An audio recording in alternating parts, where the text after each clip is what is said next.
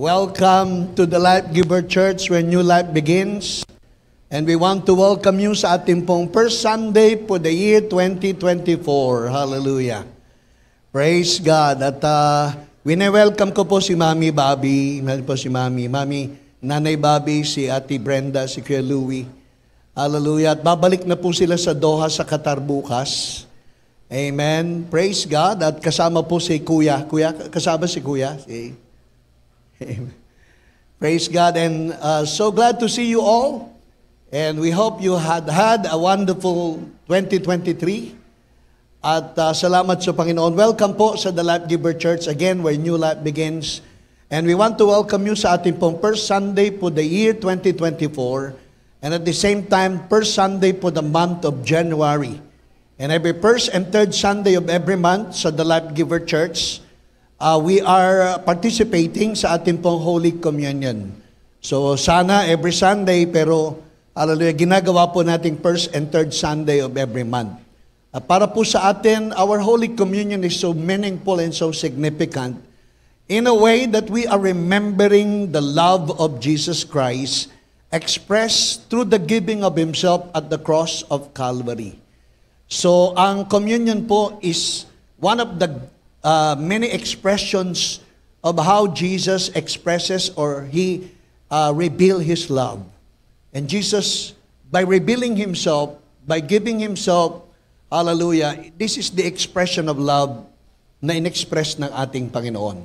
Kaya po, for us, communion is so meaningful, communion is so significant, not just a ritual, religious practices in the church, but whenever we participate and we observe the Holy Communion, we see to it that we are observing meaningfully and strongly by faith. Kasi may pakinabang po sa banal na komunyon. Magandang umaga po sa inyong lahat. Happy New Year po. At ito po ang pampitong araw ng 7 days old na po ang 2024. 7 days old na po. At 300 ilang days na lang. Hallelujah. Parang 359. Praise God. Alam niyo ba na ang 2024 ay 366 days? Kasi po leap year ngayon eh. So nadagdagan po ang February ng isang araw.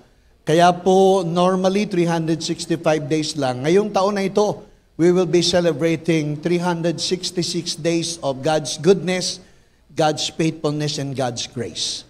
So magandang umaga po sa inyong lahat at welcome po sa The Life Giver Church.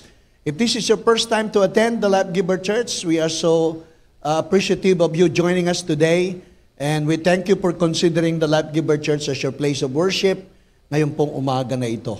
Marami pa mga kapatid na nasa bakasyon. Hallelujah. At ngayong araw na ito, nagse-celebrate po ang Christian Kingdom ng Three Kings. Na po, 3 hari.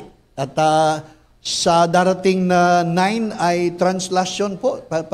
Parang ngayon, bubuhayin uli yung pista ng itim na Nazareno. Amen. Praise God. So salamat sa Panginoon at sa araw po na ito, sa ibang mga probinsya, ang Three Kings ay mahalaga. At pagdiriwang po ng Three Kings ay mahalaga. Sa Marinduque, sineselebrate po yan. Napaka-big deal po sa mga taga Marinduque ang Three Kings. Nandyan po si Kuya Bernard, taga Marinduque po yan eh. Kaya praise God. Apo po yan ni Alvarez, ni Congressman Alvarez. Amen. Praise God. So maganda umaga po sa inyong lahat. Handa na po kayo para sa ating communion today. Amen. Praise the Lord. So bago po tayo mag-communion, kahapon may men's network po kami. Hallelujah. Every first Saturday at saka po third Saturday of the month, yung mga kalalakihan po ay nag-gather sa breakfast fellowship. So kahapon ang handa po ni Pastor Hill ay tinapa, itlog na maalat, kamatis, okra, at saka po mainit na kanin.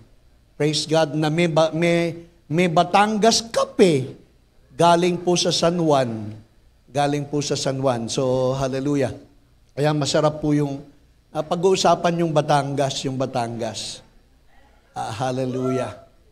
Amen. Gusto niyo po bang sumaya ngayong araw na ito? Kaya masarap mag-join sa breakfast fellowship. Eh di, parte ng join ng breakfast fellowship, may mga joke-joke po dyan eh. So, inaalaw-alaw po namin yung mga joke-joke eh. Kasi, alam nyo, laughter is the best medicine. Kapag ikaw ay masaya, nadadagdagan ng ilang segundo yung buhay mo eh. Kaysa ikaw ay laging malungkot. Kaya pag lagi kang nakasmile, nababanat yung iyong muka, at ikaw ay bumabata. Kaysa ikaw ay laging nakasimangot, so dumadami yung pelekes, at later on, mukhang prunes ka na, o mukhang ampalaya na. So be happy. Sabi mo nga sa iyong katabi, be happy. Amen. Laughter is the best medicine. Amen. Ako po masasayahing tao, kaya, hallelujah, bagamat ako'y 65 na, ang tingin sa akin, 66 na eh. Praise God. So, praise God. Ako po masayahin kasi. Sa aming magkakapatid, ako po pinakamasayahin sa amin. Praise God. Ako pinakamaraming joke sa amin eh.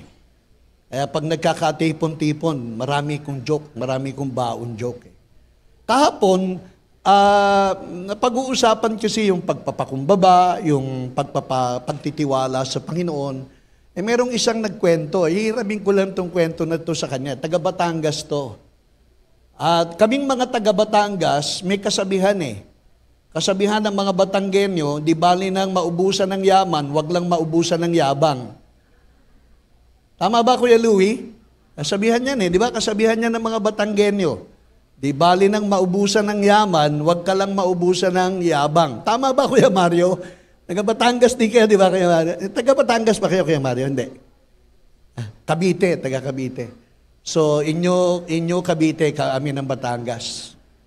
So, itong nakaraang bagong taon, may isang barkadahan na nagiinuman. Mga Batanggenyo, alam niyo, mga Batanggenyo. Sabi nung isang nakaupo doon sa, sino ba dito mga taga Batangas pa? Amen. So, purihin ang Panginoon. Amen. Si tatay, taga Batangas yan si tatay eh. Huwag niyong kakantiin yan at Batanggenyo yan. Hindi umuurong yan.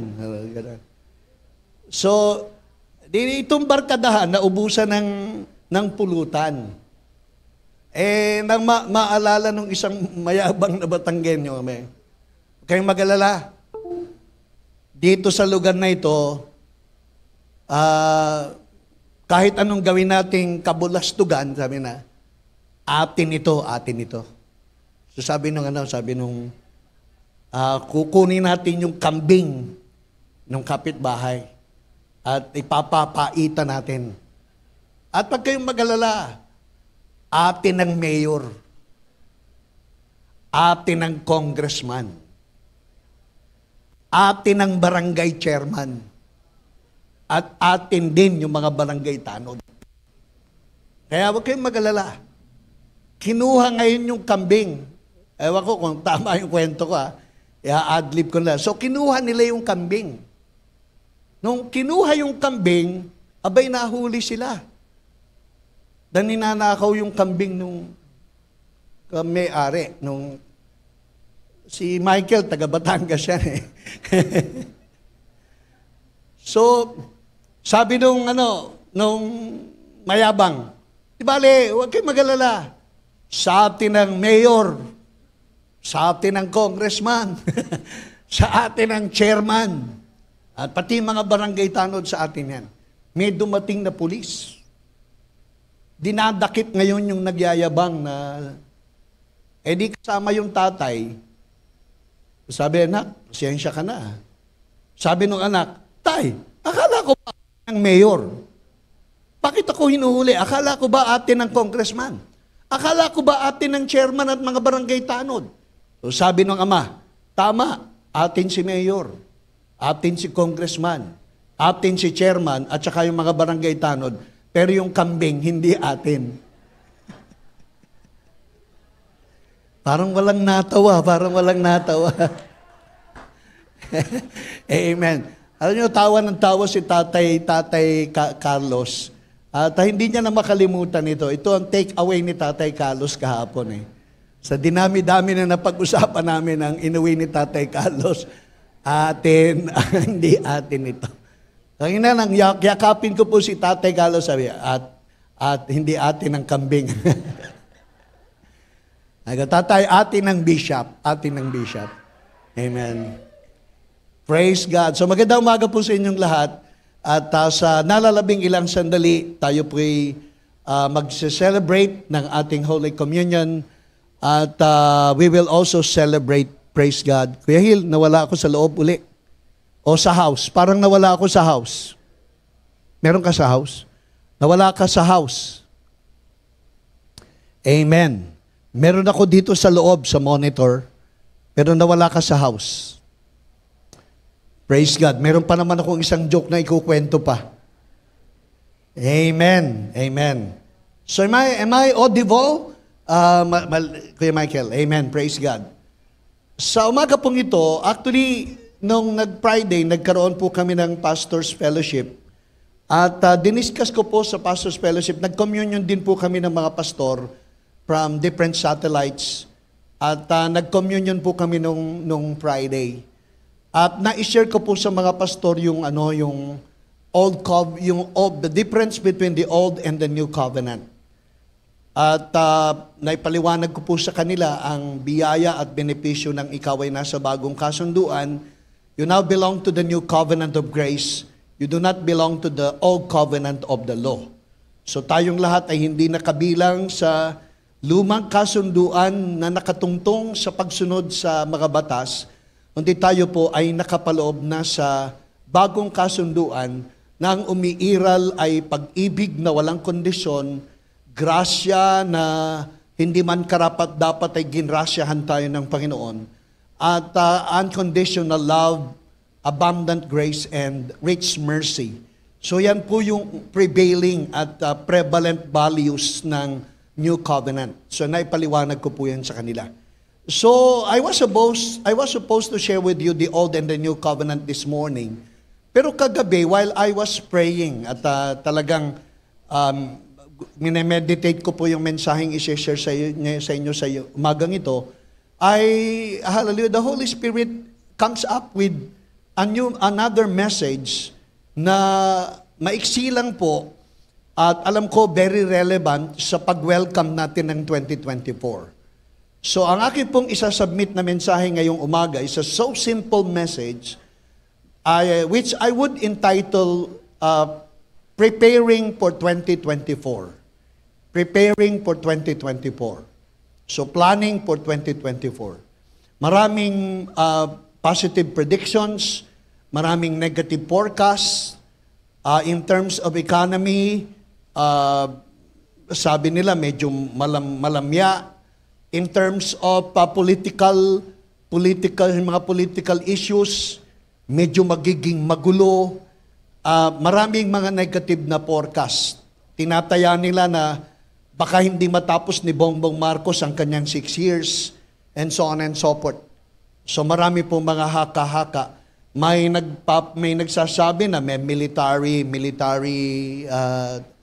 takeover, and so on and so forth. So mga umaalingaw-ngaw na wala namang basis, wala namang basihan. So do not focus so much on things that has no legitimate basis on it. Kaya wag po natin masyadong. Ito yung mga forecast lamang na kung tayo ay hindi magbabantay at tayo madaling mahikayat ng mga bali-balita. Sabi nga, ang naniniwala sa bali-balita ay walang bait. Ano, tama ba yun? Ang nagtitiwala sa sabi-sabi, walang bait sa kanyang sarili. So mga kasabihan mga Pilipino.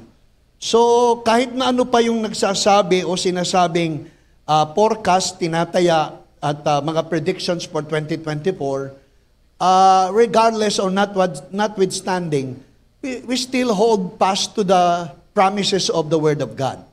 Ang tinatayuan natin ay ang mga salita ng Panginoon.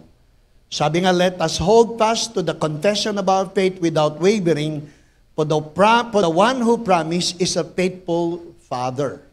So panghawakan natin ang mga pangako at mga salita ng Panginoon, at dito tayo tumayo. Ito maging tungtungan ng ating destiny ngayong taon na ito.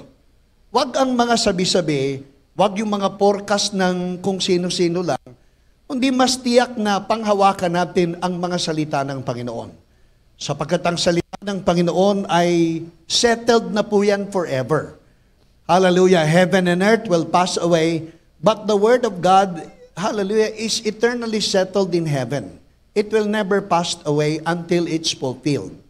Kaya salamat sa Panginoon na sa The Life Giver Church, hawakan natin ang mga pangako at mga salita ng Panginoon more than any other news. Let us hold fast, without wavering, the confession of our faith. For the one who promised is a faithful God. He is a faithful Father. Kaya mapanghahawakan natin ang mga pangako at mga salita ng ating Panginoon. So again, my message this morning has something to do with preparing for 2024. 7 days old pa lang, so we still have a lot of days, a lot of time to plan for 2024. To shape 2024 or to prepare for 2024. Praise God. Mag-layout po tayo ngayong umaga at sa ating pagle-layout ay tignan natin yung mangyayari sa 2024. Napanood ko nga si John Hagee. Umattend kami sa San Antonio, Texas ng church ni John Hagee. At si John Hagee ay nag-prophesy, sabi niya sa prediction, 2024 will be the year na mariranasan natin ang rapture of the church. Hallelujah! I am amazed na matanda na po si John Hagee. Pinalitan na siya ng kanyang anak. At si John Hagee ay masyadong attached at connected sa Israel. Binabantayan niya ang mga nangyayari sa Israel sapagkat ang mga kaganapan sa bansang Israel ay may direktang kaugnayan sa mga signs of the time, sa magaganap sa mga huling araw. Laging nakakonekta po mga pangyayari sa bansang Israel sa kung ano yung mangyayari sa kanyang pagbabalik. At na-declare niya na ang 2024, let us fasten our seatbelt because 2024 might be the year na tayo pong lahat ay mararapture na. So we will be caught up in the air to be with the Lord, to meet the Lord in the air and to be with Him forever. So ang tawag po dito, rapture of the church. So we do not know kung kailan yung sa 2024 gaganap yung rapture of the church. We do not know exactly. Not even the Lord Himself knows His coming. Maging ang anak ng tao o anak ng Diyos, hindi niya alam kung kailan siya babalik eh. Tanging Ama lamang ang nakakaalam ng mga magaganap sa mga susunod, lalo na yung kanyang pagbabalik. Pero namangha po ako na, hallelujah, ang sabi po, 2024 will be the year na mararapture na tayo. So, hallelujah, ready na ba kayo? Kung mag-rapture at kunin na tayo ng Panginoon, will everyone be with the Lord forever? Amen. Walang maiiwan sa atin. Sabihin mo nga sa iyong katabi, huwag kang mag-alala, hindi ka maiiwan. Amen. Kasama tayong lahat. Amen. Nangako ang Panginoon, kapag may isang sumampalataya sa inyong pamilya, ikaw at ang iyong buong sambahayan ay kanyang ililigtas. Amen. Hallelujah. So ako nga, I am not, hallelujah, anticipating 6 feet under the ground, a hole in the ground. I am anticipating not a hole in the ground, I am expecting a hole in the cloud. Amen. Hallelujah.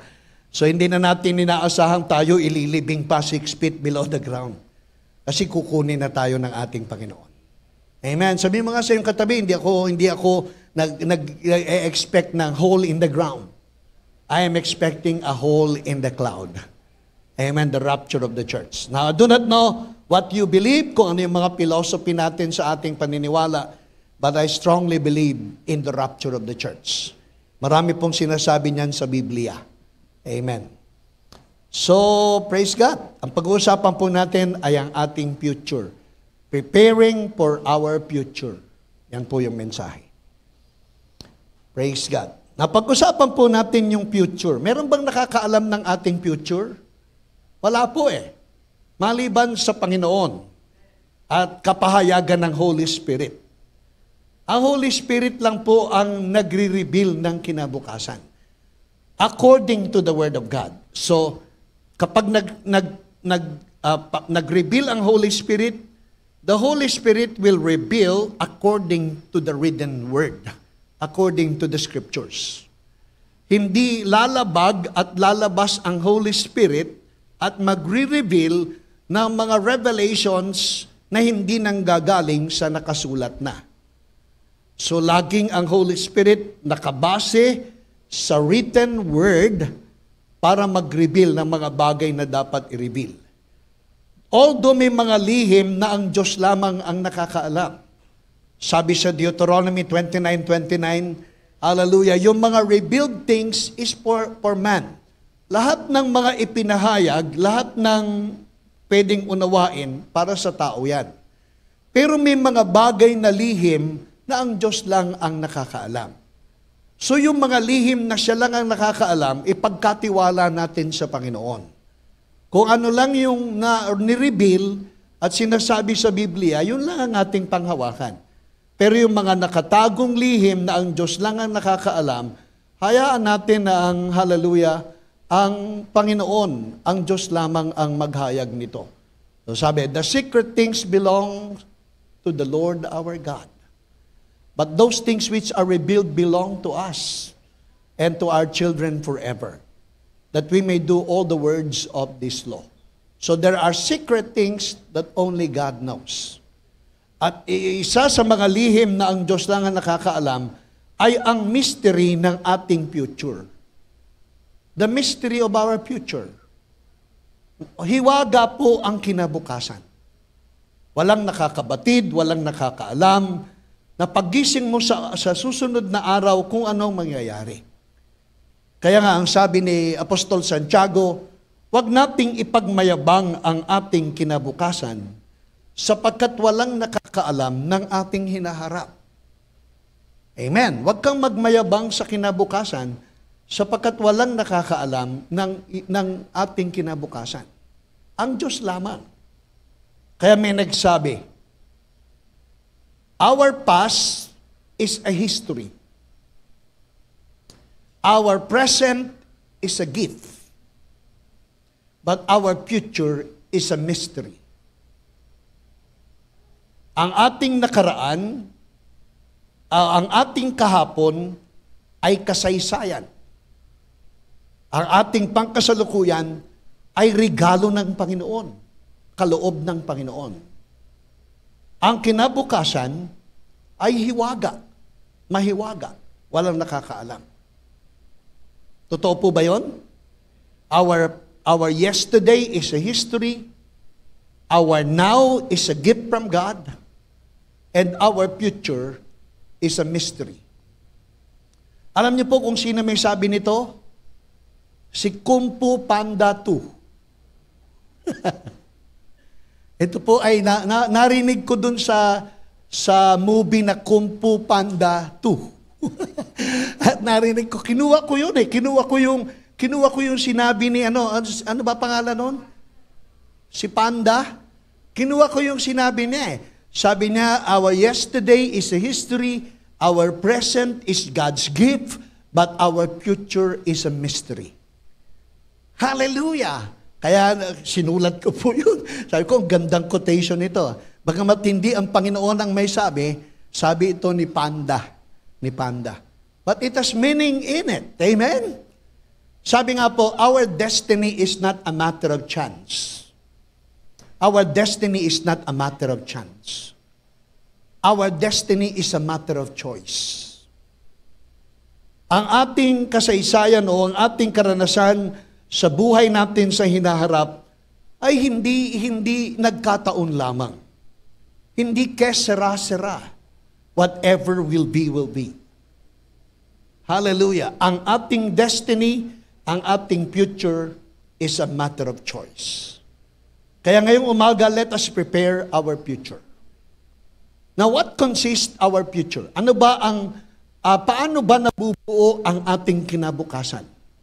What compose our future? Ano yung mga components ng ating future?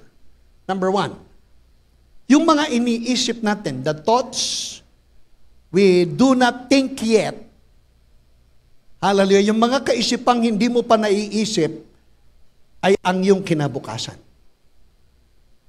Yung mga bagay na hindi mo pa naiisip, ay component ng kinabukasan. The thoughts you never think yet, ay component ng future. Number 2, yung words na hindi mo pa sinasabi ay component ng kinabukasan. Meron ka pang mga salitang hindi mo sinasabi, nasasabihin mo pa lang, kinabukasan po yun. Yung mga bagay na hindi mo pa ginagawa, mga bagay na hindi mo pa nararating, mga bagay na hindi mo pa nararanasan, ay component ng future. At yung mga circumstances na wala tayong control over, ano man yung magaganap o situations o circumstances na magaganap sa kinabukasan is a component of the future. So anong nilalaman ng ating kinabukasan? Mga kaisipang hindi mo pa naiisip, mga salitang hindi mo pa sinasabi, mga bagay na hindi mo pa nararanasan at ginagawa, at saka yung mga pangyayari na hindi pa nagaganap. So ito yung 4 na laman ng ating kinabukasan. Now, sa 4 na ito, ang 3 ay kontrolado mo. So may control over ka sa iyong iniisip. May control over ka sa iyong sasabihin. At meron kang control over sa iyong mga gagawin. Pero yung mga circumstansya, wala kang control over sa mga circumstances. But definitely, kung ano yung iniisip, sinasabi at gagawin mo, will contribute to your circumstances in the future. Ulitin ko lang po. Hallelujah. Sa 4 na laman o components ng future, mga salitang hindi mo pa sinasabi, kaisipang hindi mo pa naiisip, mga gawain at karanasang hindi mo pa ginagawa, at circumstansyang hindi mo pa nakikita. Ito ang kabuuan ng iyong kinabukasan. Sa 4 na components, 3 dito ay kontrolado mo. Ang iyong iniisip, ang iyong sasabihin at ang iyong gagawin, may control ka dyan over. Pero yung circumstances, hindi natin hawak yan. Pero maniwala kayo, ang 3 na una, pwedeng mag-contribute at mag-influence ng kung ano yung magaganap na circumstances. Can I hear a good amen if you believe? Amen. So, ibig sabihin, ang iyong iniisip, ang iyong sinasabi, at ang iyong gagawin ay makai-impluensya ng malaki sa kung ano ang magiging kahihinatnan ng iyong kinabukasan.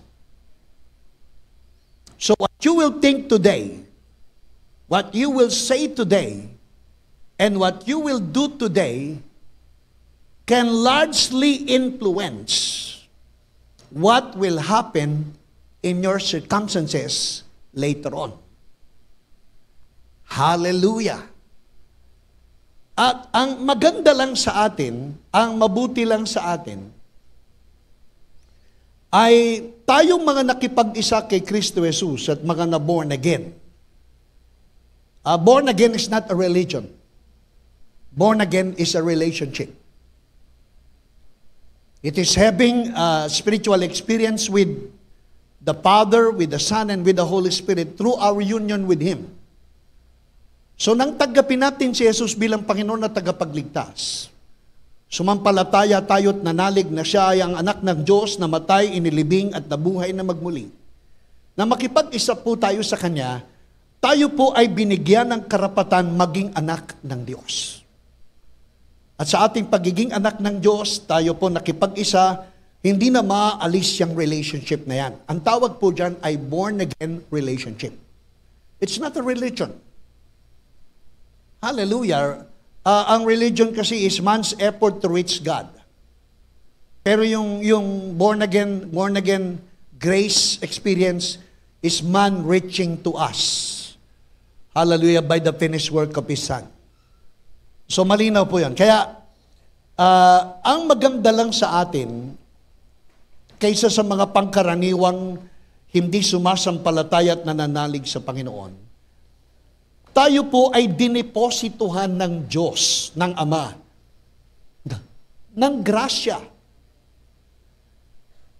ng Kanyang unconditional na pagmamahal, ng Kanyang pag-ibig, ng Kanyang kapangyarihan, ng Kanyang kalikasan, upang tayo bigyan ng kakayahan mamili ng tama.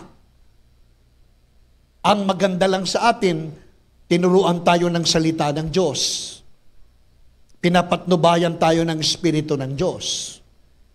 May iglesia katulad ng The Life Giver Church na nangangaral ng mabuting balita ng Panginoon. Tapos tayo may panahong magdasal. Tayo po may anointing. Tayo po nilagyan ng Panginoon. Dineposito ng Panginoon sa atin ang Kanyang kalikasan. Binigay sa atin ang Kanyang kaisipan. Tinuruan tayo ng Kanyang kapayapaan, ng Kanyang kagalakan. Idineposito sa atin yung lahat ng mga kasangkapan na kakailanganin natin para sa buhay na ito ay makapamili tayo ng tama. Makapag-isip tayo ng tama, makapagsalita tayo ng tama, at makagawa tayo ng tama. So tinuturuan tayo ng Espiritu Santo, tinuturuan tayo ng church, tinuturuan tayo ng Kanyang salita, para yung iisipin, sasabihin at gagawin natin, ay nakaayon sa Kanyang kalooban. Nakaayon sa Kanyang mga salita. Nakaayon sa Kanyang mga panukala. At maniwala ka, kapag ang iyong kaisipan, ang iyong sinasabi at ang iyong gagawin ay nakatungtong at malapit sa kalooban ng Panginoon, malapit sa Kanyang kagustuhan, maniwala ka, yung iniisip, sasabihin at gagawin mo, makaka-impluensya sa mabuting mangyayari sa hinaharap. Hello? Are you with me? Amen. Amen. Are you with me? Amen. Kaya napakalaki ng benepisyo o biyaya, meron tayong leverage o advantage na laging nagsisimba o di kaya ay nasa church o di kaya ay kabilang sa isang gawain katulad po nito na na-born again at siniseryoso yung pagka-born again, siniseryoso yung pakikinig sa salita ng Diyos at siniseryoso yung pagsunod sa Kanyang mga salita. May leverage o advantage tayo in a way na yung ating isip, sinasabi at gagawin ay malapit sa kalooban niya, malapit sa kagustuhan o will ng Panginoon, malapit sa Kanyang mga salita. At maniwala ka kapag ang buhay mo nakatungtong sa loob ng kalooban ng Diyos, walang kabiguan. Hey, amen? Praise God. Malimit, kaya hindi ko naman sinasabing walang problema. May problema. While we live and exist on planet Earth, welcome to the planet Earth. And for as long as you are existing on planet Earth, hindi tayo exempted sa mga afflictions, tribulations, and problems of life. This is part of our existence. But although we are, hallelujah, living in this world, pwede tayong mag-isip, magsalita at gumawa ng tama. Pwede tayong mamili ng tama. Mag-isip ng tama, magsalita ng tama, gumawa ng tama, para ang inaasahan nating magiging harvest ay tama din. Sabi nga, if you believe right, you will live right. So kapag tama ang iyong kaisipan, tama ang iyong sinasabi, at tama ang iyong belief system, it will contribute to a right living. Kaya ngayong 2024, I will pray and let us all pray na bantayan natin at piliin ang ating iisipin, ang ating sasabihin at ang ating gagawin. Sapagkat ikaw lang ang may control over dyan. Hindi pwedeng pakialaman ng katabi mo ang iniisip mo. Hindi pwedeng pakialaman ng katabi mo ang sasabihin mo. At lalong hindi pwedeng pakialaman ng katabi mo ang gusto mong gawin. Ikaw lang ang may control sa mga iisipin, gagawin at sasabihin mo. At anuman ang iisipin, gagawin at sasabihin mo, magko-contribute at mag-i-impluwensya sa kung ano yung magaganap sa iyo sa mga susunod na araw. Huwag mong sisihin ng Diyos. Minsan, wag mo na nga ding sisihin ng demonyo eh. Ang sisihin mo, yung mga choices mo. Amen? Meron kasing tatlong world view. Unang view, God is in control. Maniwala kayo, ang Diyos ay sovereign. Ang Diyos ay makapangyarihan sa lahat. Wala nang dadaig sa Diyos. Pero kahit siya ay sovereign God, He is not in control of everything dito sa lupa. Hindi siyang nagkokontrol ng lahat dito sa lupa. Ang Diyos ay makapangyarihan, pero may mga bagay na hindi siya ang may control sa mga bagay sa lupa. Katulad ng iyong iniisip, hindi kontrolado ng Diyos yan. Ang iyong sasabihin, hindi kontrolado ng Diyos yan. Ang iyong gagawin, hindi kontrolado ng Diyos. Ikaw ang may kapasyahang mag-isip, gumawa at magsabi na mga gusto mo, kahit ayaw ng Diyos. So can you believe that you are in control of you, what you think, what you say, and what you do? God may be in control of, hallelujah, the universe, but God is not in control of everything. Hindi ang Diyos ang may kagagawa ng mga lindol. Pag mong ibintang sa Diyos ang maraming pagsabog ng bulkan. Pag niyong ibintang sa Diyos ang mga kalamidad na nagaganap. Hindi ito acts of God. Sapagkat sa Biblia, ang Diyos ay mabuti. Lahat lang ng ganap at mabuti, yan lang ang nanggagaling at nagmumula sa Panginoong Diyos.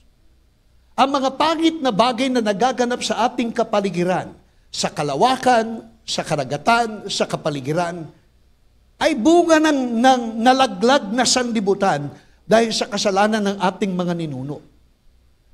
Ang sanlibutan ito'y nilikha ng Diyos na mabuti. Sabi niya sa Genesis chapter 1:31, pagkatapos niyang lalangin ang lahat, nakita niyang ang lahat ng kanyang nilalang ay pawang mabuti. Hallelujah. God saw everything that He had made, and indeed, it was very good. So walang nilalang ang Diyos na hindi maganda. Walang nilikha ang Diyos na hindi mabuti.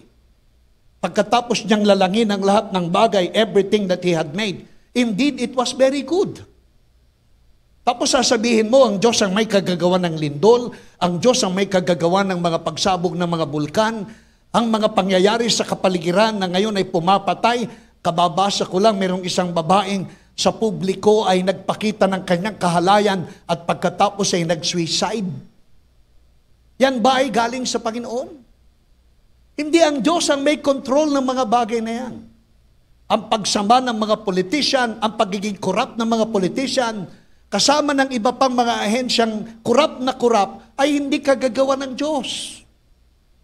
Maniwala kayo, ang Diyos ay mabuti at ang iniisip lamang niya ay pawang mabuti para sa ating lahat. Every good gift and every perfect gift comes from above, coming down from the Father God, hallelujah, from the Father of lights, in which there is no shadow of turning. Walang galing sa Panginoon na masama. Sabihin mo nga sa iyong katabi, walang galing sa Diyos na pangit. Amen? Hallelujah. Huwag mo tignan masyado yung kanyang muka. Basta, hallelujah, sabihin mo lang, walang ginawa ang Diyos na pangit. Ang lahat ng ginawa ng Diyos ay mabuti. Sabi po, the earth is full of the goodness of the Lord. Our God loves righteousness and He loves justice. And the earth is full of the goodness of the Lord. Psalms chapter 33 verse 5. Ang Diyos nagmamahal sa katuwiran at ang Diyos ay nagmamahal sa katarungan. Sapagkat ang sanlibutan ay binabalot niya ng kanyang kabutihan. The earth is full of the goodness of the Lord. Kaya yung mga bagay na nakikita nyong hindi mabuti, hindi kagagawa ng Panginoon yan. Sapagkat ang sanlibutan ay pinupuno na ng kanyang kabutihan. Iba lang ang sinusuot natin kasing salamin. At ang salaming suot natin ay pawang negatibo lamang. Samantalang kapag titignan mo ang kabilang dako ng ginawa ng Panginoon, mamamangha ka na ang Diyos ay Diyos na mabuti. God is a good God. Hallelujah. Give thanks to the Lord for He is good. And His steadfast love will endure forever. Pasalamat tayo sa Diyos na ang Diyos natin ay mabuti at ang kanyang pag-ibig ay hindi nagmamaliw sa magpakailan paman.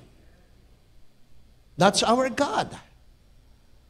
Kaya po ang unang worldview, ang Diyos ang nagkokontrol ng lahat. Kaya kung may pangit na nangyari, alam ng Diyos yan. Alam ng Diyos yan, pero hindi siya ang may kagagawan. Walang hindi alam ang Diyos. Pero hindi siya ang may kagagawan. Kaya hindi siya ang may akda ng iyong sakit. Hindi siya ang dahilan ng iyong paghihirap. Hindi siya ang pagbintangan sa kaguluhan ng iyong pamilya. Hindi siya. Ang Diyos ay mabuti. At bali-baliktarin mo man ang Diyos, ang lalabas pa rin ay kabutihan ng Diyos. Because God, by nature, is a good God. By nature, God is love. Amen. Pangalawang worldview, yung may devil kasi. May satanas, may diablo, may demonyo, may kampon. So kaya mga nangyayari ito, dahil kay Satanas. Siguro pwede nating ibintang kay Satanas yung kasalanan, bintang natin kay Satanas yung lahat ng negatibong mga bagay, sapagkat kay Satanas walang mabuti. At kay Satanas walang katotohanan, sapagkat siya ang ama ng kasinungalingan. John 8:44, si Satanas ang ama ng lahat ng kasinungalingan. Lahat ng hindi totoo galing kay Satanas. Ang katotohanan ng Diyos pine-pervert, binabaluktot ni Satanas. Hallelujah, sapagkat si Satanas ay ang ama ng kasinungalingan. At si Satanas marahil ang pwede nating pagbintangan sa lahat ng mga pangit na nangyayari. Hallelujah. And I believe it's true. Siya ang prinsipe ng madilim na sanlibutan na ito. At hanggang ngayon, ang sistema ng sanlibutan, si Satanas ang prinsipe. He is the prince of this world. At yung world na ginamit po, prince of this world, yung world ay cosmos. At ang ibig sabihin ng cosmos is, he is the prince of the world system. So ang sistema ng sanlibutan ito, impluensyado po ni Satanas. Hallelujah! Mula sa pinakamataas na ahensya ng pamahalaan hanggang sa pinakamaliit na sangkap nito, ang prinsipe ng sanlibutan ay si Satanas. At hanggang ngayon, ang kanyang impluensya ay umiiral pa din. Bagamat siya'y natalo na sa krus ng Kalbaryo 2,000 taon ang nakaraan, nang apakan at durugin ng Panginoon ang kanyang ulo sa krus ng Kalbaryo, si Satanas ay nananatiling may impluensya pa rin sa mundong ginagalawan natin. Amen? So maniwala kayo, kung may mabuting Diyos, may masamang demonyo. If there is a good God, there is a bad devil. Hallelujah. God is good, the devil is bad. Amen? So kapag pangit, galing sa kaaway. Gumagamit lang siya ng pandaya, maganda. Pero sa likod nito, nagangalit na oso. So ang pangalawang worldview, may Satanas. Praise God. Na isang araw, nakita ko si Satanas, nakaya po sa poste. Kumakanta siya. Ako ang nasisisi, ako ang nasisisi, ako ang laging may kasalanan.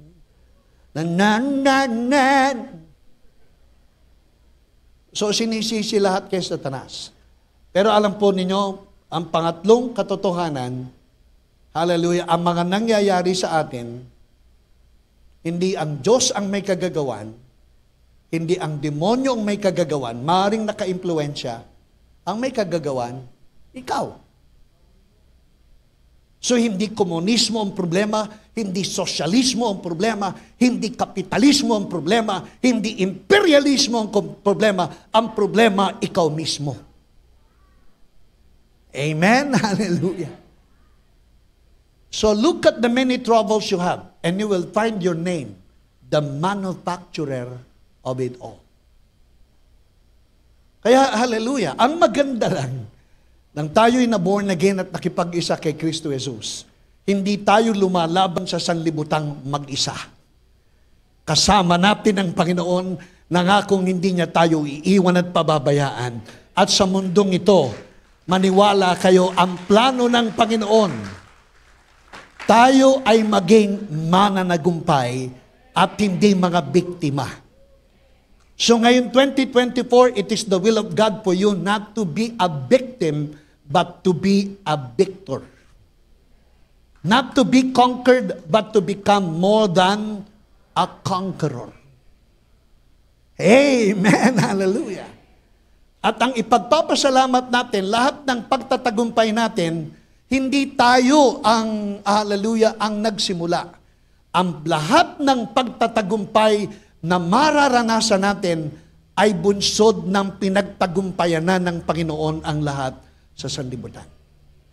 Ang sabi po sa 1 Corinthians 15:57, but thanks be unto God who gives us the victory through our union with the Lord Jesus Christ. So magpasalamat tayo sa Panginoon sapagkat ang Panginoon na nagbibigay sa atin ng pagtatagumpay. Who gives you the victory? Thanks be unto God. Who gives you the victory? Thanks be unto God who gives us the victory through our union with the Lord Jesus Christ. Na makipag-isa tayo kay Kristo Jesus, tayo po ay ini-impluensyahan niya, nakatira siya sa atin, nananahan ng Espiritu Santo sa bawat isa sa atin. Ang Panginoon ay nakatira sa atin. At ang impluensya ng Panginoon na nasa ating kaloob-loobang puso ay ang siyang makatutulong para ikaw ay magabayan sa iyong iisipin, sa iyong gagawin, at sa iyong sasabihin. Hallelujah! Kaya ang panalangin natin, di ba ang panalangin ni Jesus Christ sa Philippians chapter 2 verse 5? Let the mind of Christ be in you. Ang kaisipan ni Kristo maging kaisipan natin. Hallelujah. Ang kalooban ni Kristo maging kalooban natin. Praise God. Ang ating gawin natin sa uminom at sa kumain, gawin natin ang lahat para sa kaluwalhatian ng ating Panginoon. Think the mind of Christ. Confess the word of God. Hallelujah. And in your heart, sabi po, above all else, guard your heart, for out of it determines the course of your destiny. Proverbs chapter 4:23, higit sa lahat, bantayan ninyo ang kondisyon ng inyong puso, sapagkat ang kondisyon ng inyong puso ang magdidetermina ng kurso ng inyong buhay na tatahakin. Sa New Living Translation, sabi po, above all else, keep your heart with all diligence, or guard your heart, for it determines the course of your destiny, the course of your life. Amen? Guard your heart above all else, for it determines the course of your life. Kaya mga kapatid, napakapalad natin. Sabihin nyo nga, pinagpala tayo. Hallelujah. Na sa mundong ito, na ang kalakaran ay competition, sa mundong ito na ang kalakaran ay kung sino yung masama, may kapangyarihan, may impluensya at mayaman, yun lang ang mamamayagpag. Sa mundong ginagalawan natin, maniwala kayo, hindi tayo nag-iisa, kasama natin ang ating Panginoon. At gagabayan niya tayo. Papatnubayan niya tayo sa ating mga iisipin, sa ating mga sasabihin, at sa ating mga gagawin, sapagkat itong iniisip, sinasabi at gagawin ay ang pinakamalaking contributor sa sirkumstansyang magaganap sa buhay natin. Hallelujah. Bantayan mo. Pag tama ang iniisip mo, tama ang sinasabi mo, tama ang gagawin mo, siguradong tama ang magiging bunga nito. Ang aanihin mo, tama. Sapagkat, hallelujah, for out of the good treasure of the heart. Di ba sabi po sa Matthew chapter 12, kung ano ang magandang laman ng iyong puso, yan ang magiging, hallelujah, anyo ng puno.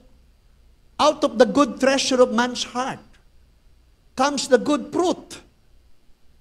Hindi mamumunga ang mangga ng santol.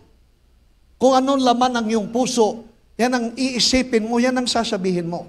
From out of the abundance of your heart, your mouth will speak. Hallelujah. Kaya ngayong taon na ito, ano man ang nangyari sa atin noong 2023, pwede nating baguhin yan.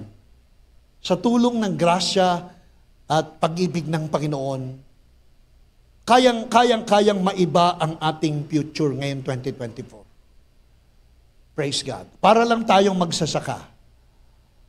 Naalala ko nung kami nasa Mansalay, doon sa gawain natin sa Mansalay Oriental, Mindoro.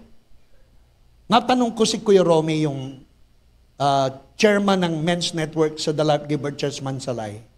Natanong ko siya, ay ko, Kuya Romy, kumusta ang ani ng palay? Dami niyang sakahan eh. Sabi niya ngayon, medyo talo kami ngayon eh. Kasi binibili na lang sa amin ang per kilo ng palay. Parang 18 na. O 18. Eh ang bentahan, parang 15 lang.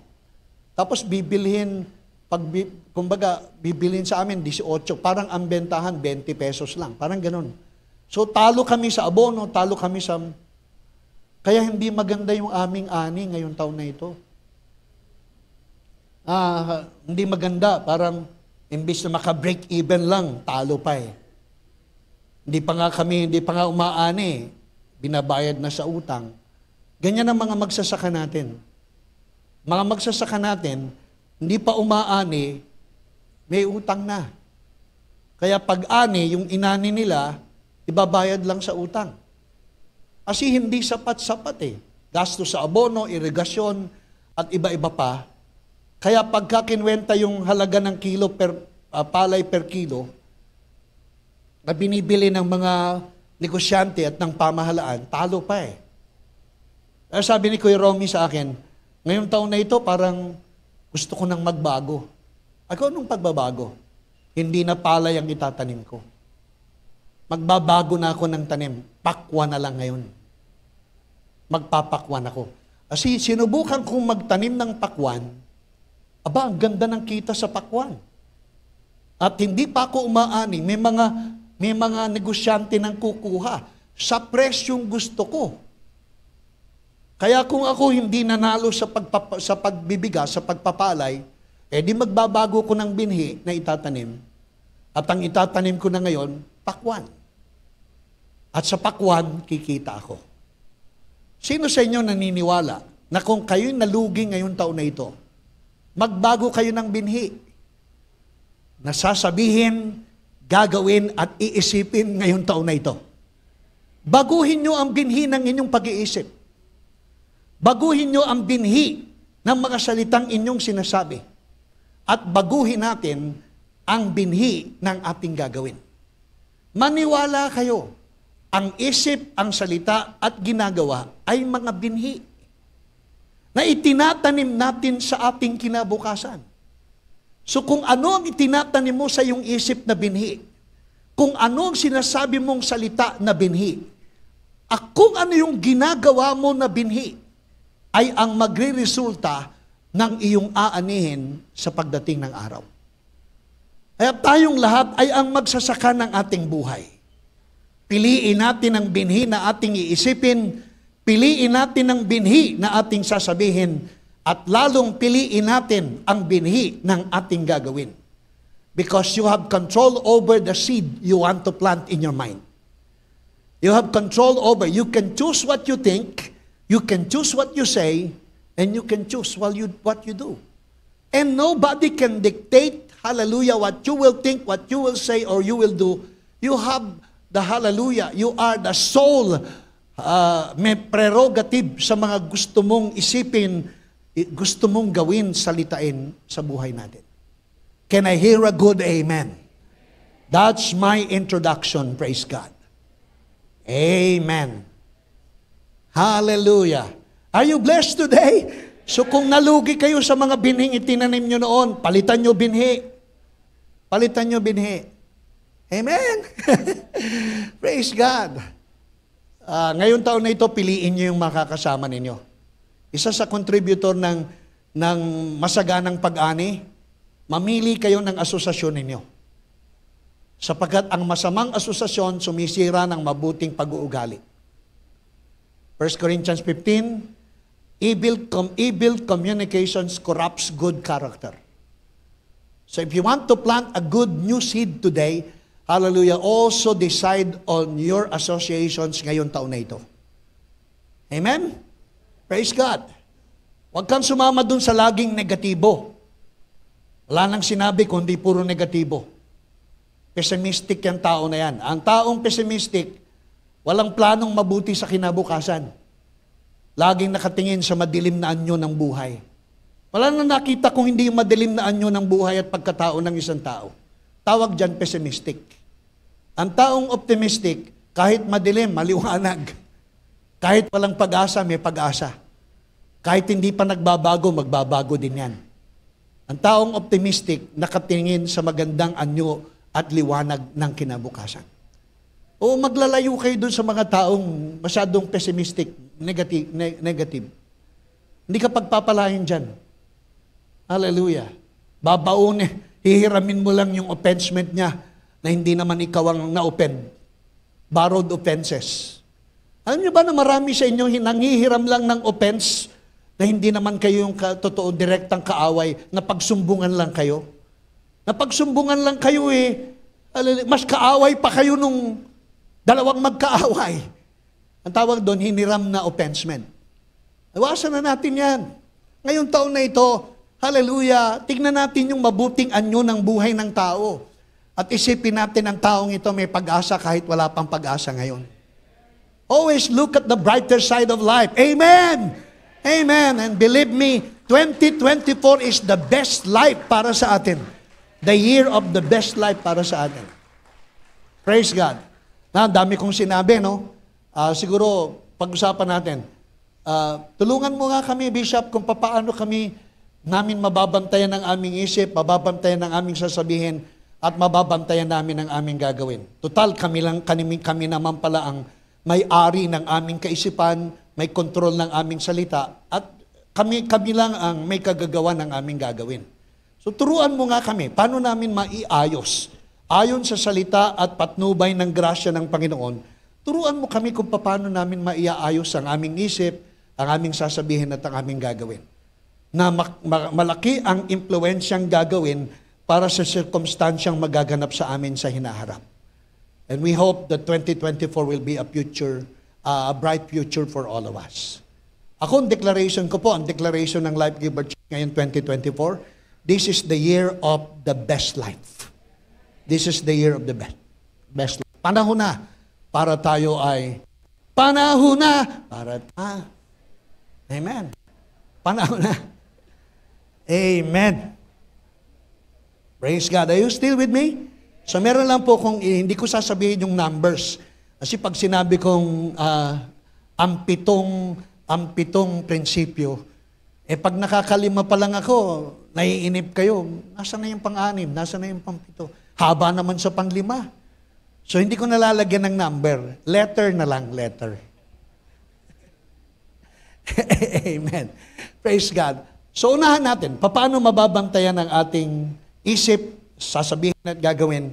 Hallelujah. May mga magko-contribute para sa atin according to the Word of God. Number 1. Hallelujah. O letter A. Amen. Hallelujah. Seek ye first the kingdom of God and His righteousness. And all these things shall be added. Matthew chapter 6:33.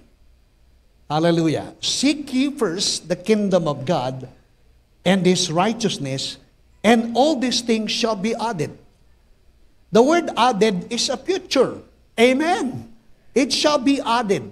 So pag sinabing it shall be added, ito yung mga sirkumstansyang magaganap mamaya. Pero bago maganap yung mga bagay na idaragdag sa iyo mamaya, hallelujah, meron kang dapat alalahanin. Merong isang mahalagang alalahanin. Ang sabi po, seek first the kingdom of God. And then seek first His righteousness. Tayo mga mananampalataya, mga anak ng Diyos, napakahalaga po na maunawaan natin ang talatang ito ay para sa atin. Bagamat ito'y sinabi ni Jesus sa panahong ang kausap niya ay mga alagad na nasa ilalim pa ng batas, ang prinsipyong ito ay tumatalab at mabisa hanggang sa mga nasa ilalim ng grasya ng Panginoon. Lalo nga, hallelujah, tayong nasa grasya, ang mahalagang ang mensaheng ito umiiral sa atin. Hindi ba mas mahalaga na ang prinsipyong ito mas umiiral sa mga nasa ilalim ng grasya? Hindi lang yung mga nasa ilalim ng batas. Kung hindi nasa ilalim ng grasya, mahalagang itong virtues at values na ito ay prevailing sa buhay natin bilang mga anak ng Diyos. Ang sa bawat araw na ginawa ng Panginoon, ang una nating sinasaliksik ay ang tayo ay pagharian ng ating Panginoong Diyos. Sa bawat araw ng buhay natin. Hallelujah! Ngayong 366 days, ang taong 2024, let us, hallelujah, desire to seek first the kingdom of God. The word first is the word proton in the Greek. Proton. Nakarinig na kayo ng salitang proton. At ang ibig sabihin ng first, a proton, above all else, siya yung pinakamahalaga.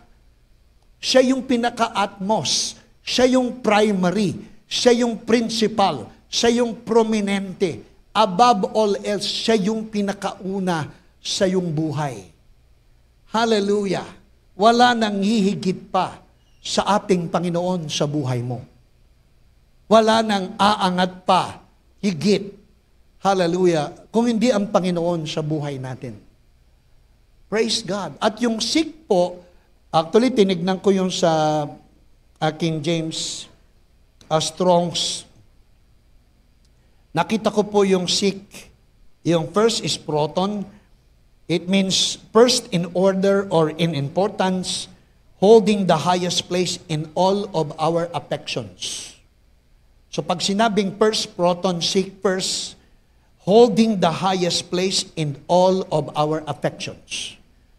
So kung mahal mo ang iyong asawa, hallelujah, sa iyong affection, kapag sinabing first, seek first the kingdom of God, hallelujah, mahalaga pa rin ang Panginoon. Amen? Ang order of priority ay Diyos, asawa, mga anak o pamilya, then pagkatapos pag-aaral, career o yung ministry. Ang pangunahin sa lahat ay ang ating Panginoon. At hindi first in the order of, hallelujah, hindi first in the order of line, hindi first in the order of importance. Una siya sa larangan ng ating pinahahalagahan, higit sa lahat ng bagay. So seek first. Sabi mo nga sa iyong katabi, unahin natin ang Panginoon. Higit sa lahat ng bagay. Higit sa lahat ng bagay. Ngayong taon na ito, seek first the kingdom of God. Ngayong seek ay may dalawang ibig sabihin. Kapag under the law, ang ibig sabihin ng seek ay epizeteo, E-P-I-Z-E-T-E-O, epizeteo.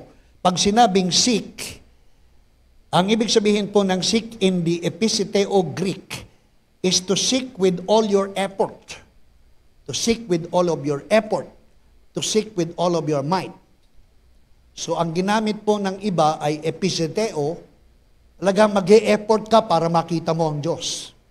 Mag-e-effort ka para malugod ang Diyos. Mag-e-effort ka para ma-earn mo yung mga blessings ng Panginoon. Ang tawag doon, epizeteo. Nag-e-effort ka para. So you are trying your human effort, the best of human effort to earn. To earn. To earn the pleasure, to earn the blessing, to earn your salvation. So gagawin mong lahat ang pwede mong gawin para maangkin mo lang, makamit mo lang yung gusto ng Diyos na mangyari sa'yo. Under the law po yun. Under the Old Testament, under the Old Covenant of Moses. But under the New Covenant of Grace, ang ginamit po na seek ay zeteo. Wala yung epi. Zeteo. Z-E-T-E-O. At ang ibig sabihin po ng zeteo is, hallelujah, ito po yung ibig sabihin. Tinignan ko po, I have done my assignment. Ang sabi po, zeteo means to delight. To delight and desire to worship the Lord. To delight, to desire, and to hunger for the kingdom of God. So ang ginamit po dyan, seek first the kingdom of God is you are delighting in seeking the kingdom of God. Hindi ka nag-e-effort kasi gusto mong magpakitang gilas, magpa-impress sa Diyos. So mag-e-effort ka. Hindi po ganoon. Ang gusto ng Diyos, pag hinahanap mo siya, hanapin mo siya ng kusang loob. Hanapin mo siya nang ikaw ay nagdi-desire, na kumbaga nagugutom ka, nananabik ka, nahanapin ng kaharian ng Diyos. Hindi mo siya hinahanap para ma-impress, para ma-please. Hindi. Hinahanap mo siya kasi, hallelujah, naranasan mo yung sobrang pagmamahal at pag-ibig niya. Naranasan mo yung sobrang kagandahang loob ng Diyos sa buhay mo, na pag hinahanap mo siya dahil nananabik ka sa presensya niya. Hinahanap mo siya dahil nalulugod kang kausapin mo siya. Kinalulugdan mo at dinidesire na sambahin, pasalamatan, purihin at makaulayaw ang ating Panginoon. Yan po yung seek first the kingdom of God under grace. You are seeking God not by your human effort, but you are seeking God because you delight in seeking Him. You love seeking Him, and you desire seeking the Lord with a hungry heart. Yan po yung seeking first the kingdom of God under grace. Under the law kasi, mag-fasting ka, mag-prayer ka, mag-overnight ka, don't watch ka, hanapin mo ang kaharian ng Diyos, unahin mo siya. Kaya magdasal ka ng magdasal, pahirapan mo sarili mo, para pag nakita ka, nahihirapan kang hinahanap mo siya, magpapakita siya sa iyo. Hallelujah. It's not, hallelujah, under grace, kaya mo siya hinahanap, nananabik ka sa presensya niya. Kaya mo siya hinahanap, gusto mo siyang makaulayaw. Gusto mo siyang makausap. Gusto mo siyang makipag-fellowship. Kayo ba matutuwa na yung girlfriend ninyo makikipagkita lang sa'yo dahil napilitan? Pinilit ko eh. Pinilit ko magkita tayo kasi para magkita tayo. Aba, matutuwa ba kayo sa girlfriend, sa boyfriend yung ganyan? Hindi. Pero kapag yung boyfriend at girlfriend, alam mo, sabik na sabik akong makita ka. Kaya hahamakin ang lahat, masunod ka lamang. Amen? Praise God. Malayo man, malapit din. Ang kanta nun? Pakiramdam ko'y malapit din. Hahamakin ang lahat because you delight. Amen, you delight. Praise God. Amen. Mga Mr. at Mrs., are you still delighting? Hallelujah. O nung una lang, praise God, inaalalayan mo pa sa jeep. Nung mag-asawa na, bagal-bagal mo. Tanda ka na kasi. Ano? Hallelujah, pagtatawid sa karsada dahil naalalayan mo pa dati. Ngayon, nauuna na yung lalaki. Parang ako, lagi ako nangunguna eh. Dati, kakakbay ko pa si Ate Ann nung mga, hallelujah. Eh ngayon, lagi na ako nung, bagal nito. Masakit kasi tuhod. Amen. So seek first the kingdom of God. You delight. Amen. Are you delighting in seeking the Lord? Amen. Are you desiring to worship the Lord? Hallelujah. From out of your, hallelujah, your love for Him based on the love of God for you. Now, the kingdom of God. What is the kingdom of God? The kingdom of God, sa Romans 4:14-7, Hallelujah. 14:17. The kingdom of God is righteousness. Hallelujah. The kingdom of God is not meat and drink. But the kingdom of God is righteousness, peace, and joy in the Holy Ghost. So pag sinabing seek first the kingdom of God, ang kingdom ng Diyos ay katuwiran. Ang kingdom ng Diyos ay kapayapaan. Ang kingdom ng Diyos ay kagalakan. So anyone seeking the kingdom of God will desire to have peace. Will live in peace. Kapag ang hinahanap mo kaharian ng Diyos, may kapayapaan. Kapag ang hinahanap mo sa buhay mo, kaharian ng Diyos, may kagalakan. Kahit ano pang sirkumstansya nakabalot at nakapaligid sa buhay mo, basta't ikaw ay nakatungtong sa kaharian ng Diyos, masaya ka. Amen? May kagalakan ka because the kingdom of God is righteousness, peace, and joy.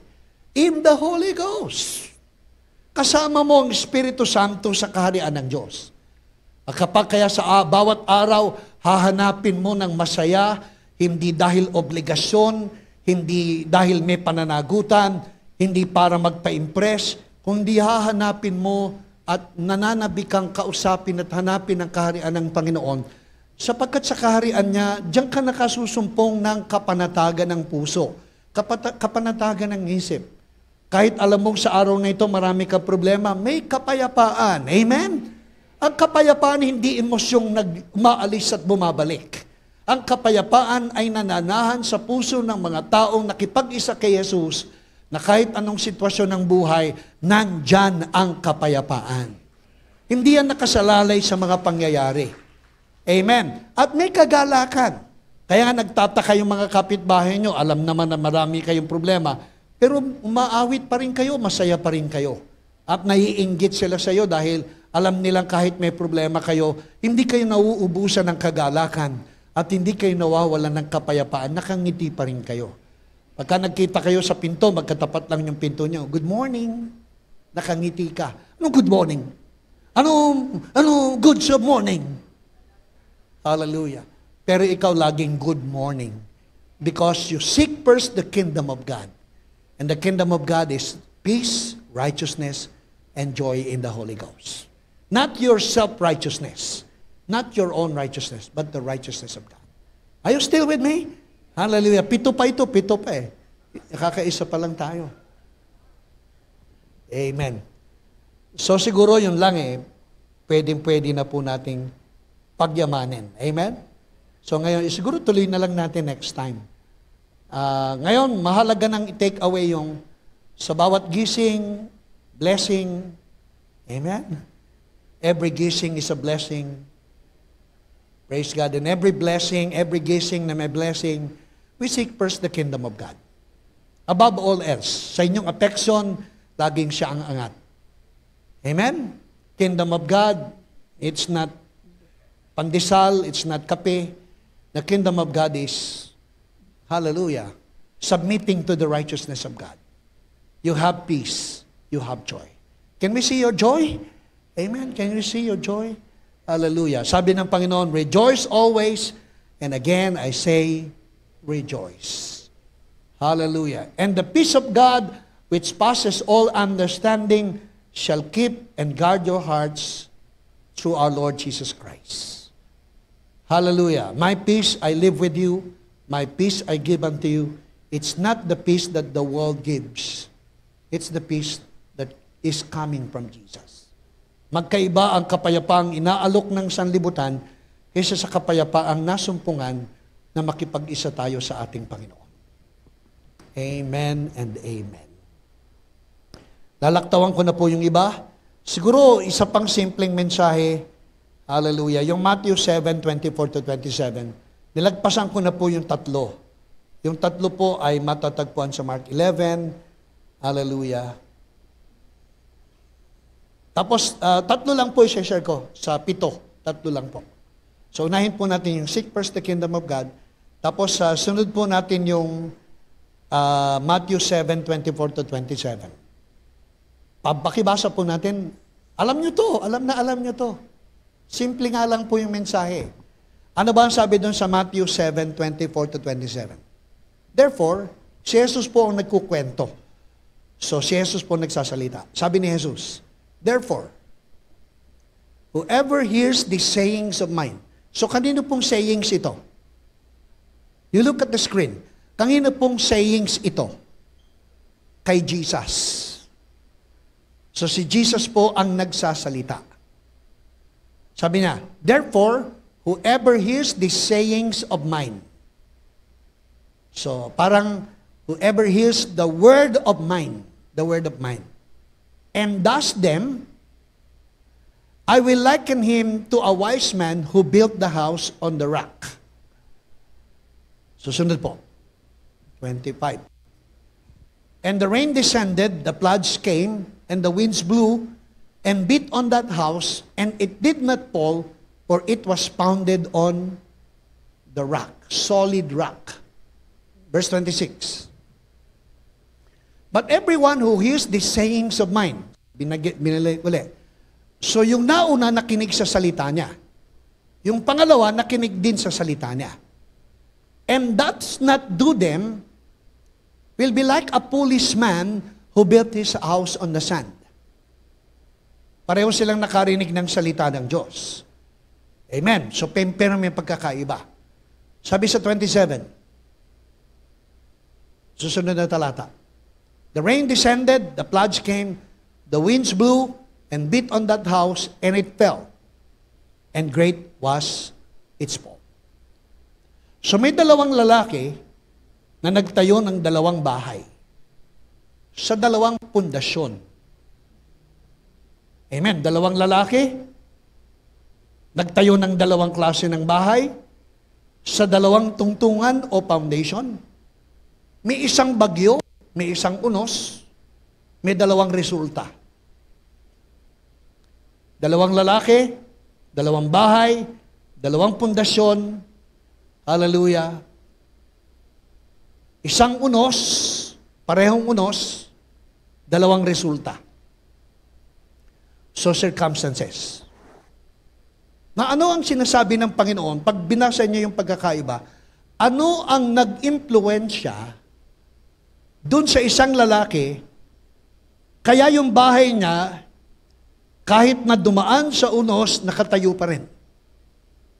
At ano ang nag-impluensya sa isang lalaki na dumating ang unos, pero pagdating ng unos, nagiba ang sirkumstansya. Ano ang pagkakaiba? Pareho silang nakarinig ng salita ng Diyos. Pareho silang nagtayo ng bahay. Ang pagkakaiba, pundasyon. Pagkakaiba, tungtungan. Ano ang pagkakaiba ng tinuntungan ng isa sa tinuntungan ng isa? Ang tungtungan ng isang bahay ay bato. Ang tungtungan ng isang bahay ay buhangin. Shifting sand. Na ano ang spiritual essence o sustansya?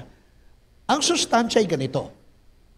Kahit isa lang ang bagyong dumating, magkaiba ang resulta, ay dahil sa kanilang pinili na pundasyon.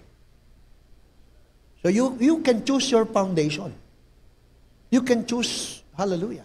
At ang foundation po ay isang lalaki nakinig, pero ginawa yung napakinggan niya. At yung isang lalaki nakinig, pero hindi ginawa yung napakinggan niya. So ang pinili ng isang nakarinig ng salita ng Diyos, gawin yung napakinggan niya. Pero yung isang nakarinig ng salita ng Diyos, hindi niya ginawa yung napakinggan niya. Kaya, isa lang bagyo ang dumating, pero dalawa ang resulta. Ang resulta ng gumawa ng napakinggan niya, nakatayo pa rin sa gitna ng bagyo. Ang resulta ng nakinig pero hindi gumawa, nagiba ang kanyang bahay na itinayo. So you can choose. At ngayong taon na ito, kung gusto nyong maapektuhan ang inyong susunod na mga araw ng 2024, sa panahong tayo'y nakikinig, mag-desire at mag-decide tayo and we choose na gagawin natin ang ating mga napapakinggan according to the Word of God. Kaya hindi natin babaliwalain ang pagsisimba. Hindi natin babaliwalain ang pagdalo. Kundi magiging makabuluhan at masustansya ang ating pakikiisa kapag tayo nakikinig ng taimtim, nakikinig ng seryoso, at yung mga napapakinggan natin sa abot ng kaya, sa patnubay at grasya ng Panginoon, gawin natin. So do not be hearers of the word only, but be ye doers of the word. Wag lang tayong maging tagapakinig. Ngayong taon na ito, 2024, ako naniniwala, patibayan po ito matira matibay. Marami pang unos na darating, marami pang pagsubok na magaganap. Marami pang mga pangyayaring magaganap sa taong ito. Pero ang sabi ng Panginoon, kapag ang tinutungtungan mo ay ang salita ng Diyos, solid rock foundation of the Word of God. Hallelujah. Pareho ka lang makararanas ng bagyo sa iba, pero maniwala ka, ikaw na nakatayo sa mga pangako at salita ng ating Panginoon at nagtitiwala sa mga pangako niyang magaganap. Hindi ka pababayaan ng ating Panginoon. You will stand strong and still, and you will see the salvation of the Lord in your life. Because you are standing on the solid rock of the Word of God. Hold fast to the confession of your faith without wavering. For the one who promised is a faithful God. Trust in the Lord with all your heart, and lean not so much on your own effort and understanding. In all your ways acknowledge Him. And the moment you ask, you believe. And when you ask, you believe, you will receive in Jesus' name. Amen. Hallelujah. Hallelujah. Hallelujah. Ay, hindi ko ipinapangakong maayos ang paglalakbay ngayong taon na ito. I am not promising a good journey. We are not promising a good journey for 2024. But we declare 2024 will be the year of the best life para sa atin. For as long as we put our trust in God, for as long as we stand on a solid rock foundation of His Word. And whenever we hear, hallelujah, we do. Kaya may dalawang klase ng nakikinig. Yung nakikinig at gumagawa, at yung nakikinig lang. You are here to hear and be healed. You are here to be blessed. And you are here to hear and be, hallelujah, be miraculously blessed by God. Amen. Panghuli at magko-communion na po tayo. Anong oras na ba? 9:49. Hallelujah. Hallelujah. Are you getting something this morning? Amen. Hallelujah. Praise God. May nabasa akong negative na illustration. Ang tao daw na salita ng salita, umiiksi ang buhay. Yung taong tahimik, mahaba buhay. Kaya, hallelujah, ang babae daw, kapag nagsasalita sa isang araw, ay nakapagsasalita ng 25,000 salita sa bawat araw. 25,000 words a day. Amen. Alaman ko po yan sa Family Feud. Hindi ba? Bible illustrations. May nabasa ako sa Bible illustrations. Ang sabi po, ang isang ordinaryong babae na hindi mataray, ay nakapagsasalita ng 25,000 words a day. Ordinary na babae po yan.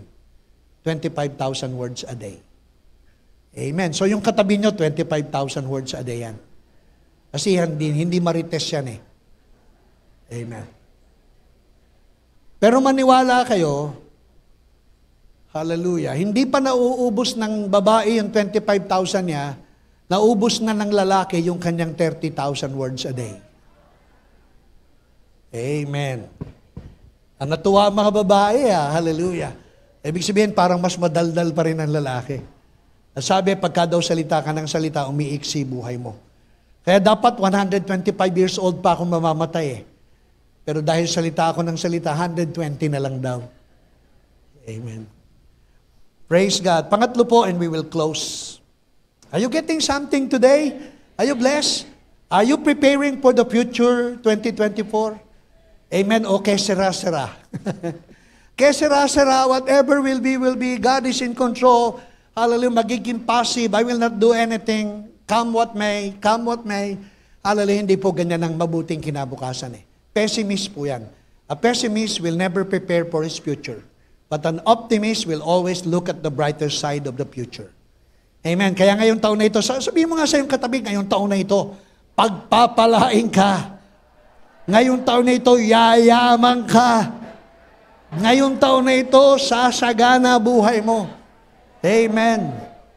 Amen. Ngayong taon na ito, mababayaran mo na ang mga utang mo. At ikaw nang magpapahiram. Amen. Praise God. Kung dati ngayong taon na ito, umuupa ka, later on, ikaw nang magpapaupa. Amen. Praise God. Amen. So, Luke 6:38, punta na po tayo sa giving. How do you prepare and you shape your future? By giving. Ako naniniwala, isa sa magandang paghuhubog ng ating kinabukasan para maging mabuti, maging mapagkawang gawa ka. Maging mapagbigay ka. Ang taong mapagbigay, sinishape niya ang kanyang future mas brighter, hallelujah, at mas better. Kesa sa mga taong kuripot. Hindi ko naman kayo nakausap. Wala namang ganyan sa church eh. Amen? Walang kuripot sa The Life Giver Church. Amen? Wala po. Amen? Maniwala kayo, yung TV po nating 65, nandyan na po. Ikakabit na lang next week. So may 65 inches na po tayo dyan. Kaya nakinabang yung nandito, kaya ko dyan unang ikinabit, taga dyan yung nag-donate niyan eh. Kaya dyan ko ikinabit. Amen. Now, yung nag-donate, alam niyo po ang nagbigay, nung magkausap po kami ni Pastor Teng at ni Ate Salvi, nung nagturo po ko sa Doha sa Qatar last Friday, nabanggit ko yung project natin sa TV. At hindi pa ako natatapos magkwento dun sa project natin. Sabi ni Pastor Teng, Daddy Bishop, blessings received. Ako na po bahala, kami na po bahala doon sa isang 65 inches. At pag uwi ni Noemi, yung aking kapatid, hallelujah, baka madala na. Amen. Umuwi na. Kaya kakabit na natin next Sunday. Amen, yung 65 inches. Amen. Ang problema na lang natin, yung TV sa gitna. Nag-canvas po uli ako kahapon, yung 79, 77 na lang ngayon. 85 inches. Kakabit po natin sa gitna. At unti-unti, may 8,500 na tayo na nakukolekta. Si Eman, sabi ni Eman, Bishop, may 120 na. Ako, praise God. Kung ikaw ang bibili, praise the Lord. Amen. 85, so 85. Later on, makikita na po natin yan. Why? Because ang mga taga-Life Giver Church, generous eh. So, believe me, you will shape your 2024 much better. Hallelujah, kapag sisimulan mo maging generous giver. Kapag sisimulan mo maging cheerful giver, being a cheerful giver will shape your destiny. Marami po sa kasaysayan ang mga taong mapagbigay, lalong pinayayaman. Mga taong mapagkaloob, mukhang palad, lalong sumasagana. Ang mga taong tikom ang palad, lalong naghihirap. Amen? Huwag mo nang tignan yung katabi mo. Hallelujah. Giver yan, giver yan. Amen. So basahin po natin Luke 6:38 and we will pray. We will close. I hope you are enjoying the message. Amen? I'm enjoying it myself. Praise God. Hallelujah. Luke 6:38. Give, and it shall be given unto you. Pressed down, shaken together, and running over. Hallelujah. Will be put into your bosom, for with the same measure that you use, it will be measured back unto you. So ito po'y future. Sabi, give. Ngayon, present, and it will be given to you. Future. So it will be given to you is a matter of time. It will be given back to you is, hallelujah, in the process. Pero yung pwede mong piliing gawin ngayon, ay magbigay. So you can choose to give today. And when you choose to give today, your giving will determine the blessings you will receive. It will be given back unto you. Na ang basis na ito, tumatanggap na tayo eh. Ang kinakausap ng Panginoon dito, yung tumanggap na. Hindi yung kaya magbibigay para may tanggapin.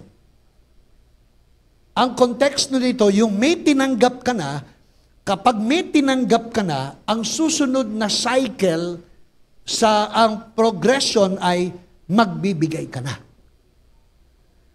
Sapagkat ang kumukumpleto ng cycle, kaya, hallelujah, kumukumpleto ng cycle sa giving, ay kapag ikaw ay tumanggap sa grasya ng Panginoon, ibibigay mo yung tinanggap mo sa iba, at habang binibigay mo yung biyaya mo sa iba, bumabalik ang pasasalamat at pagpupuri sa Panginoon at babalik uli na ikaw ay pagpalain muli ng ating Panginoon. That's the cycle of giving. Hihinto lang ang pagtanggap kapag ikaw ay hindi na nagbibigay. Kapag hindi ka na nagbigay, hihinto na yung cycle sapagkat walang nagbabalik para bumalik uli sa atin. So one hand to receive, one hand to give.